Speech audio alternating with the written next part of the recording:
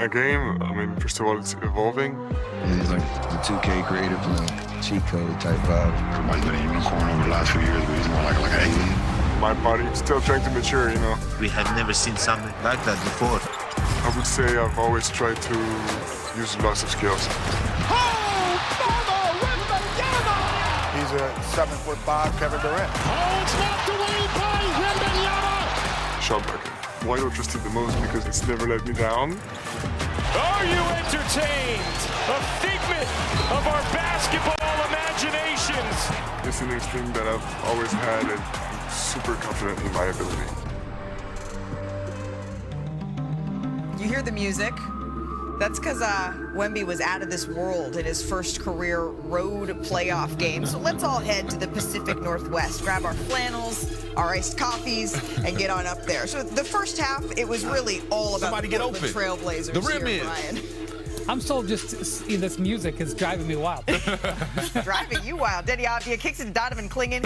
Get yourself a big man that can shoot the three. So San Antonio, they trailed by 17 at half. That's their largest halftime deficit since 2017. But here's the thing. When Victor and company are on the other side, you cannot settle. And maybe part of this is what we saw from Victor Wembanyama in the opening 24 minutes. He settled a lot for those perimeter jumpers. He was 4 of 12 from the field with an average field goal attempt distance of 15 feet. And Portland was keeping Wemby out of the paint. That was a big part of the first half. But then what had happened was he started to attack. They were double teaming him there. They did everything right, and then he got the ball. Closing seconds of the third, Dylan Harper drives, misses, but who's there? Victor Wembanyama for the putback. Real talk, they've been really challenged in these last two games, and they've answered the call on the road. They answered get the credit call for that. with an exclamation mark then. So, okay, look at the average shot distance there. They're connecting from 2 feet away from the basket. So under 8 to play, the Spurs up 7 now. De'Aaron Fox. Call on your vet to hold you down. Hits a big wing three there. He put 3 holes in his back of your bowling ball. 2 minutes left. The Spurs up 12. Little kerfuffle here. We've been seeing a couple kerfuffles, sis. Avdia takes exception. I like it because I get to say kerfuffle. Little kerfuff? I think I saw what he said. The lip readers are going to let us know. I caught up with Victor after the game. That was interesting. He said he's been really unhappy with other parties, but a conversation for another time because the Spurs, they've shown that no matter how far down they get, a comeback, it's possible. Because San Antonio, they're the first team in NBA history to trail by 15 or more at half and then go on to win that game by 15 or more points. So, Chene, what game changer led the way in your eyes? Oh, we did it earlier. Defense of Victor Wembanyama. Anytime Victor Wembanyama steps on the floor, it's Victor's world, it's Wemby's world, and we're just living in it. On 22 defensive possessions, half of them ended either in a block or a steal or a rebound by Victor Wembanyama. Let's break them down because he is the ultimate NBA Defensive Player of the Year and also cheat code. He could be off of his players, and all he does is ball hawk the ball. He's the excellent help side defender. He can rotate. We know he's mobile. He'll be at the free throw line, but in a blink of an eye, he'll deter. That's an all hell nah. I'm not going to shoot that there. That's a block. When you shoot, it's completely altered. Again, in help side defense, he can guard multiple players at once, and the one thing I'm impressed of is his tagging on both sides of the lanes. Here, he actually goes with the shooter and the ball handler in the paint and then is able to recover to his own defender to get a block again. Wemby returned from concussion, and it was wild because in his first playoff road debut, he made history. 25-5, the first ever player with these types of numbers in a road playoff game. Wemby's world, y'all, and we are straight up just living in it. But he also didn't do it by himself today, and he was talking about this afterwards, how he is maybe the head of the snake, but when you have teammates like Stephon Castle, like De'Aaron Fox, that are able to help carry the scoring load in particular, and the defense that Stephon Castle displayed was really remarkable, Brian. Yeah, I thought it was a near miss yesterday. Castle got his hand hit, and he pulled his hand out, and I thought he might have had an injury. He went to the back and got x-rays. That was very lucky that they avoided something there. He came back in, played with a vengeance down the stretch. Really, this Spurs team is two different monsters. One, it's Wembanyama. Two, it's the three-headed monster of their perimeter guards and what they can do defensively and turn it into offense. The basis for their championship run is those two working together. Yeah, working together is the perfect word for it. It's just when it's on you, I think that people don't notice the pressure that they deal with against them. And then when Wemby comes back, the way it goes up a notch. Like, we see it all the time where they're fighting over screens, they're trying to get in your handle, and that's all well and good. But the amount of steals that they'll try for once they see him back there is ridiculous. Right. It's like the gambling starts. They in the slot machines, they at the blackjack table. They gambling they want to get out in the pass, and they want to dunk now. They want to throw oops. Everybody swaggy out. It's swaggy peas well. Yeah, everybody want to get in on it. But the moment he's back there, it creates an aggressive mindset, and that's what I think is so fascinating when they have to look at OKC, when they finally do have to look at OKC, is that OKC usually does that to people, especially with their second unit.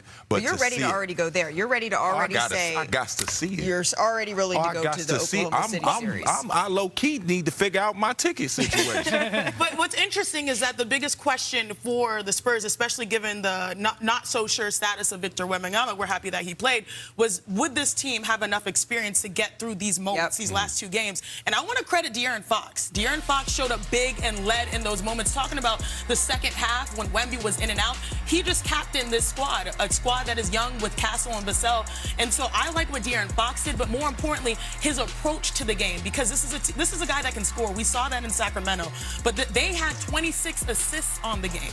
So it's a different type of basketball that they're playing, where they can mold to Victor's out, I can lead as a backcourt. Victor's in, we can get him to the paint. They're adjusting in real time, and that's what the playoffs demand. And I might be right there with you. I might have to call, Disney Travel and say, hey. I'm not going to remind you guys that we have the East, and so you're going to have to work on the Eastern Conference Series. But yeah, absolutely. Y'all work on your travel. It don't matter why we're there. All right. We do have a couple of critical Game 5s tomorrow night on ESPN, my friends. First, we have Jason Tatum and the Celtics hosting the 76ers, and then the Trailblazers visit Wemby and the Spurs. Our coverage begins with Kenny, Shaq, Charles, Ernie, and who knows, maybe they'll have another little dance party. Yeah, I was going to say the dance squad. Malika Andrews, thank you very much, and great concentration given what's going on behind. I'm joining the party now, Ernie. You. I'm going to join the party now. Yeah, it's kind of. Got it. Let's go, girl. and you know what else? What else is really? Tell them they doing that dance routine wrong back there. Everyone on Inside the NBA says y'all are rocking right now, and they're ready for a dance battle. They're ready to take you on, Chuck. It's you versus them. What was Chuck's dance? He's I don't know what that is. This one with a little bit of like a. I don't know. Too much dip on the tip. Hey, coming up. They had a big second half in that game, and Wembanyama came back in this one, had 27 and 12. And then and 7 blocks and 4 steals. You say that, Brian, but they were down 15 in the third quarter of Game 3, and they were down 17 at the half of Game 4. They were down 19 at one point today. Yeah, I mean, Portland had 2 chances to really make this a series, and that's true. The second half, Portland only scored 35 points. The second half was Wemby block, Wemby dunk. Wemby block, Wemby dunk. Domination, just completely taking over the game as a rookie. Let me come clean here.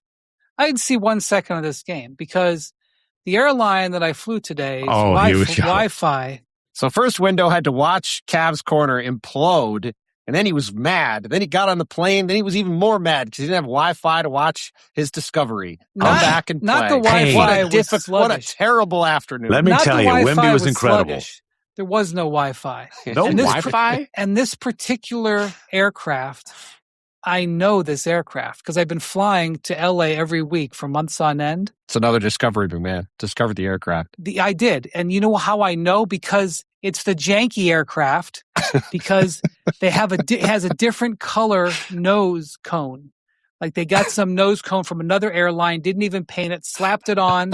Oh no! That the front of it, and I've flown on that plane seems like a bigger problem times. than the Wi-Fi not Well, working. the plane has safely transported me. Are there not trains times. or something? This doesn't sound great. I am just telling you that. Look, all I'm going to say is this: I'm just I was telling supposed to fly a different Windows airline. personal in the second half. It's Windows' personal private jet back and forth from Omaha. Actually, Wemby just put on a knows cape it down and he to was the flying in the second half. I was knows it supposed down to to the fly screw. a different airline today that was going to connect because the other airline was sold out.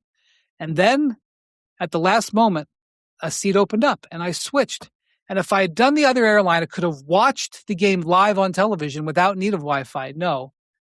Could have watched his Discovery. Maybe the Cavs would have won. His whole day would have been different. Did you sit in first class? Did you sit in first class? What do you think? He sat in coach? Grey Poupon? Come on. Yes, What are we talking about? Yeah, it was wonderful with no Wi-Fi. It's great. Well, you missed a hell of a Wemby performance. I hope you've gotten Wi-Fi since and seen his post-game comments where he basically blasted. I did. And look, man, like the Spurs and Wemby were upset he wasn't cleared for Game 3. He made a point to come out and do his regular pregame routine before Game 3. But hey, I'm healthy. Sat on the bench, very enthusiastically cheered his team on. And then he criticized the concussion protocol. But the concussion protocol is designed to protect guys against, from themselves, basically. I have no problem with someone having to sit out an extra day or two to make sure that their head is all right after a concussion, particularly after that fall, which looked extraordinarily nasty. I'm just glad Victor's all right. Well, let me say two things about the Spurs. And again, I know that we are 4 games in. The Spurs have the number 1 defense in the playoffs so far. And the Spurs are shooting 42% as a team from 3. This is what we talked about going into this. They were really hot down the stretch of the season. They were bottom 10 the first 50.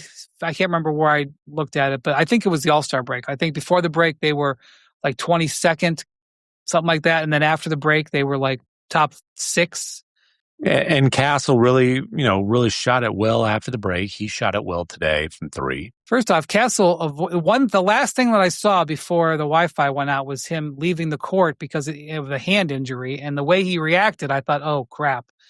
But he was okay and then got teed up at the end of the game. I did see Feel it in your chest? And Denny Abdia did not like that.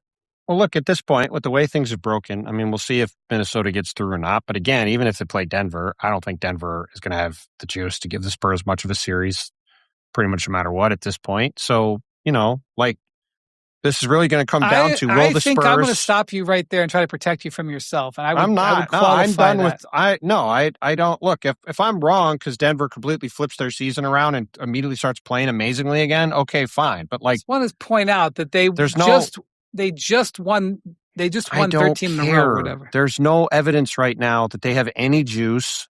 And the only reason the evidence is that they got a 3-time MVP and one of those 13 wins was a classic overtime game where Joker got the best of Wemby. I agree. I was watching the game. It was a great game. I'm saying that team right now does not exist. Leave yourself wiggle room, says the guy who sent the Magic to Cancun 10 days ago. I also, earlier in this podcast, said Denver's realistic championship hopes are over. But hey, what the hell? If I see evidence that things have magically changed for Denver, I will say that. But look, at this point, it seems like this is going to come down to will the Spurs be able to make shots in a 7-game series against the Thunder? That's what it'll be.